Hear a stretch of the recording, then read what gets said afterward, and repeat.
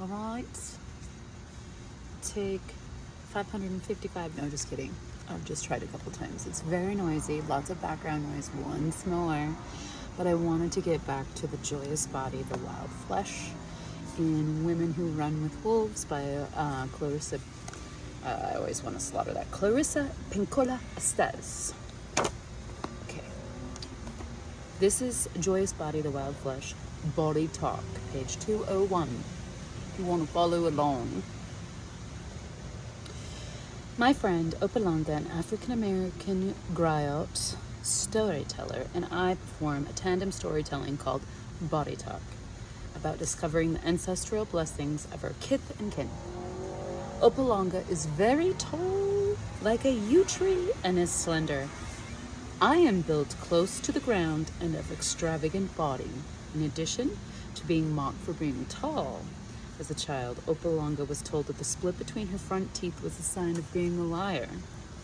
I was told that my body shape and size were the signs of being inferior and of having no self-control.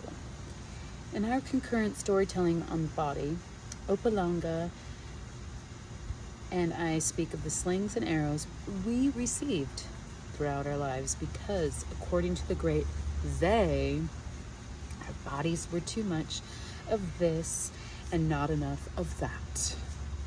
In our telling, we sing a morning song for the bodies we were not allowed to enjoy.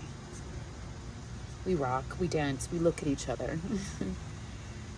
We are each thinking the other is so mysterious looking in such a beautiful way. How could anyone have thought otherwise? When I first met Opalanga, we felt we had known each other, as tellers often do, not for a lifetime, but for eons. We fell into a conversation about our most personal stories. How amazed I was to hear that as an adult she had journeyed to the Gambia in West Africa, and I found some of her ancestral people. Well, not she had. Okay. And found some of her ancestral people. Oh, lo. Had among their tribe many people who were very tall, like the yew trees, and as slender, and who had splits between their front teeth. This split, they explained to her, was called Sakaya Yala, meaning opening of God. And it was understood as a sign of wisdom. How surprised she was when I told her I had also, as an adult, journeyed to the isthmus of Tahuna Tepec. That was a slaughter. In Mexico, and found some of my ancestral people who, lo, were a tribe with giant women who were strong, flirtatious, and commanding in their size. They had patted me and plucked at me, boldly remarking that I was not quite fat enough. Did I eat enough? Had I been ill? I must try harder, they explained, for women are la tierra, made round like the earth. Women are la terra, made round like the earth herself, for the earth holds so much. So in Opalanga's and my performance, as in our lives, our personal stories, which began as experiences both oppressive and depressive, end with joy and a strong sense of self. Opalanga understands that her height is her beauty, her smile one of wisdom, and that the voice of God is always close to her lips.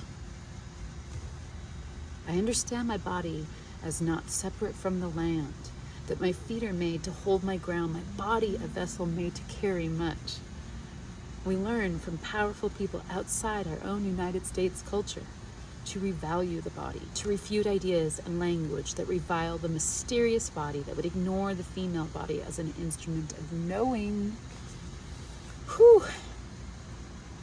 To take much pleasure in a world filled with many kinds of beauty is a joy in life to which all women are entitled. To support only one kind of beauty is to be somehow unobservant of nature. There cannot be only one kind of songbird, only one kind of pine tree, only one kind of wolf. There cannot be one kind of baby, one kind of man, or one kind of woman. There cannot be one kind of breast, one kind of waist, and one kind of skin. My experiences with women of size in Mexico caused me to question the entire set of analytic premises about women's various sizes and shapes, and especially weights. One old psychological premise in particular seemed grotesquely erroneous. The idea that all women of size are hungry for something, but inside them is a thin person screaming to get out. When I suggested this screaming thin woman metaphor to one of the majestic Tahana tribesmen, she appeared at me somewhat alarmed. Did I mean possession by an evil spirit? Who would have put such an evil thing inside a woman? She asked. It was beyond her comprehension that a woman would be considered by healers or anyone else to have a screaming woman within because she was naturally big. While compulsive and destructive eating disorders that distort body size are real and tragic, they are not the norm for most women. Women who are big or small, wide or narrow, short or tall, are most likely to be so simply because they inherited the body configuration of their kin, if not their immediate kin, then those a generation or two back.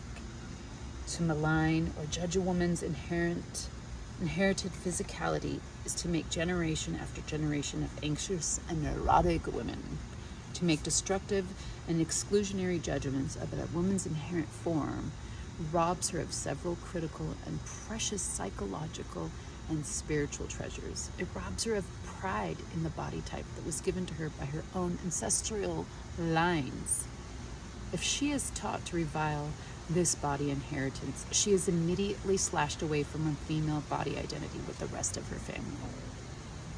If she is taught to hate her own body, how can she love her mother's body that has the same configuration as hers, her grandmother's body, the bodies of her daughters as well? How can she love the bodies of other women and men close to her who have inherited the bodies of their ancestors?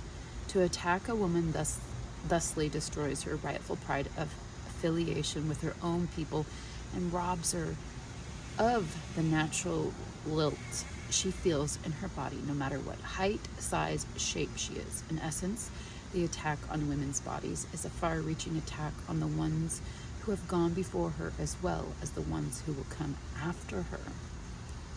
Instead, I thought that said 17, excuse my interruption. Instead, harsh judgments about body acceptability create a nation of hunched over tall girls, short women on stilts, women of size dressed as though in mourning, very slender women trying to puff themselves out like adders, and various other women in hiding. Destroying a woman's instinctive affiliation with her natural body cheats her of confidence. It causes her to perseverate about whether she is a good person or not, and bases her self-worth on how she looks instead of who she is. It pressures her to use up her energy worrying about how much food she consumes or the readings on the scale and tape measure. It keeps her preoccupied, colors everything she does, plans, and anticipates. It is unthinkable in the instinctive world that a woman should live preoccupied by appearance this way. It makes utter sense to stay healthy and strong, to be as nourishing to the body as possible, yet I would have to agree there is in many women a hungry one inside, but rather than hungry to be a certain size, shape, or height, rather than hungry to fit the stereotype, women are hungry for basic regard from the culture surrounding them. The hungry one inside is longing to be treated respectfully, to be accepted, and in the very least to be met without stereotyping.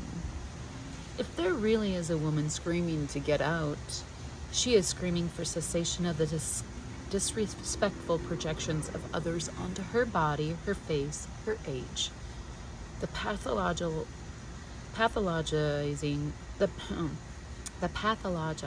of variation in women's bodies is a deep bias endorsed by many psychological theorists, most certainly by Freud.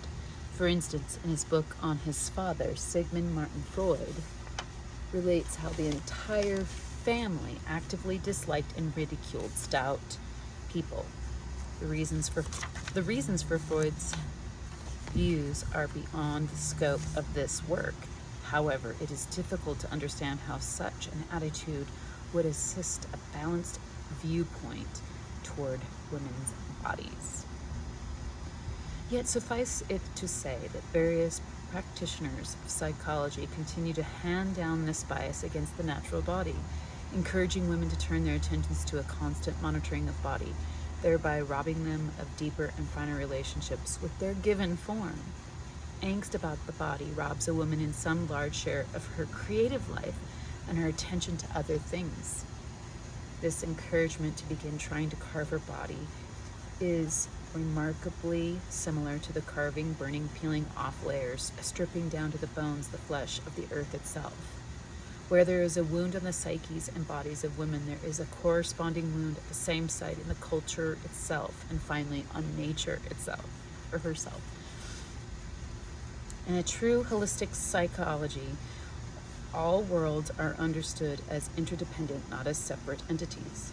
It is not amazing that in our culture there is an issue about carving up a woman's natural body, that there is this corresponding issue about carving up the landscape, and yet another about carving up the culture into fashionable parts as well. Although a woman may not be able to stop the dissection of culture and lands overnight, she can stop doing so to her own body. The wild nature would never advocate the torture of the body, culture, or land. The wild nature would never agree to flog the form in order to prove worth, prove control, prove character, be more visually pleasing, more financially valuable. A woman cannot make the culture more aware by saying, change. But she can change her own attitude towards herself, thereby causing devaluing projections to glance off. She does this by taking back her body, by not forsaking the joy of her natural body, by not purchasing the popular illusion that happiness is only bestowed on those of a certain configuration or age. Feeling this one a lot lately. By not wanting or holding back to do anything, and by taking back her real life and living it full bore, all stops out.